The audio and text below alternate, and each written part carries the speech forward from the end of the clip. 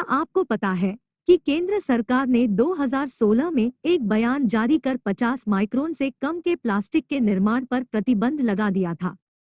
हालांकि पिछले दशक में 22 राज्यों और केंद्र शासित प्रदेशों ने प्लास्टिक कैरी बैग पर पूर्ण या आंशिक प्रतिबंध लगाया है। इसकी शुरुआत सिक्किम राज्य द्वारा की गई थी, जिसने 1998 में देश का पहला प्लास्टिक बैग प्रतिबंध लागू किया था। हालांकि प्रधानमंत्री नरेंद्र मोदी ने 2018 में घोषणा की थी कि प्लास्टिक कैरी बैग और कुछ सिंगल यूज प्लास्टिक पर प्रतिबंध 2022 तक लागू किया जाएगा। यह 1 जनवरी 2022 से शुरू होगा।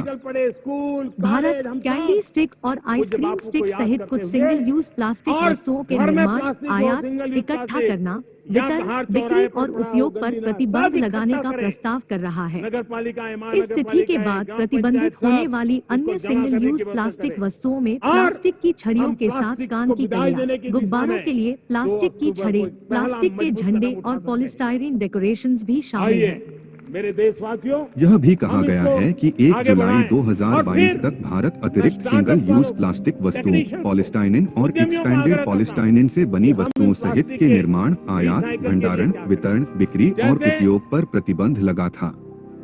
प्रतिबंध के बावजूद कई शहरों में और गांवों में अभी भी 50 माइक्रोन की प्लास्टिक की थैली का इस्तेमाल ढिल्ले से हो रहा है और इस पर कोई ध्यान ही नहीं दे रहा है। तो क्या फायदा ऐसे प्रतिबंध का? क्या आपको पता है 2016 में केंद्रीय मंत्रिमंडल ने 14 वर्ष से कम उम्र के सभी प्रकार के बाल श्रम यानी चाइल्ड लेबर पर प्रतिबंध लगाने को मंजूरी दे दी थी, जिससे 14 वर्ष से कम उम्र के बच्चों का रोजगार एक आपराधिक अपराध बन गया।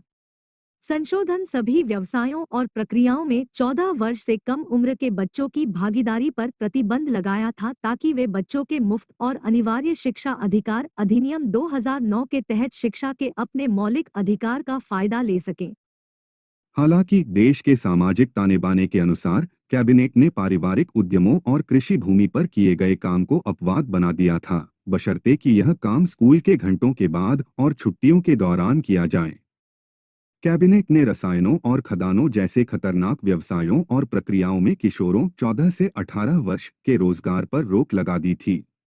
बदलावों में उल्लंघन के लिए नियोक्ताओं के लिए कड़ी सजा का प्रावधान है।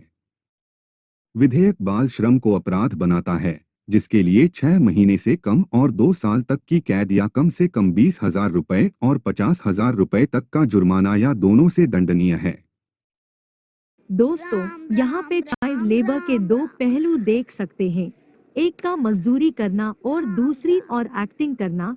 एक शायद घर चलाने में मदद करता होगा या मजबूरी, और दूसरा घर वालों के झोर पर एक्टिंग करता होगा। देखा जाए तो दोनों का ही बचपनहीन होना तय है। अब आप ही निश्चय कीजिए, क्या चाइल्ड लेबर का नियम एक तरफा ही सही है या दोनों तरफा होना चाहिए? क्या आपको पता है सुप्रीम कोर्ट ने 2019 में फैसला सुनाया था कि वाहन का कोई भी संशोधन यानी मॉडिफिकेशन जो निर्माता के मूल विनिर्देश मैन्युफैक्चरर्स ओरिजिनल स्पेसिफिकेशन जैसा कि पंजीकरण प्रमाण पत्र आरसी बुक से अलग है, अवैध है। इसका मतलब यह है कि खरीदार अपनी कार में यानी चौड़े टायर, बड़े अलॉय, आफ्टर मार्केट एग्जॉस्ट या हॉर्न भी नहीं लगा सकते हैं। सुप्रीम कोर्ट ने मोटर वाहन अधिनियम के एक प्रावधान में किए गए संशोधन का भी उल्लेख किया, जिसमें कहा गया कि सड़क सुरक्षा और पर्यावरण की सुरक्षा को ध्यान में रखते हुए उच्च क्षमता के टायरों को बदलने सहित किसी भी तरह से वाहनों में बदलाव पर रोक लगाने के उद्देश्य से इसमें संशोधन किया गया था। इसमें उल्लेख किया गया है कि संशोधित प्रावधान ने यह स्पष्ट कर दिया है कि किसी वाहन में किस हद तक बदलाव नहीं किया जा सकता है। क्या आपको पता है भारतीय उपभोक्ताओं कंज्यूमर के बीच बेहतर प्रदर्शन करने के लिए समान सुविधाओं वाले स्थानीय इंडियन ऐप्स को आगे बढ़ाने के लिए भारत सरकार ने कुछ साल पहले टिकटॉक, अली एक्सप्रेस, शेन के अलावा 118 से अधिक चीनी ऐप्स पर प्रतिबंध लगा दिया था। यह चीन और भारत सरकार के बीच अनबन के चलते भी ऐसा किया गया था।